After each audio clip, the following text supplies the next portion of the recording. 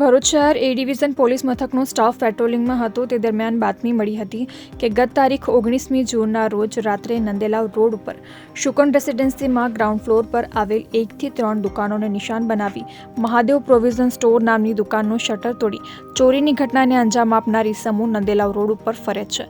આ બાતમીના આધારે પોલીસે વોચ ગોઠવી હતી અને બાતમીવાળા ઈસમો આવતા પોલીસે તેઓની અટકાયત કરી પૂછપરછ કરતા તેઓએ મહાદેવ પ્રોવિઝન સ્ટોરમાં ચોરી કરી હોવાની કબૂલાત કરી હતી।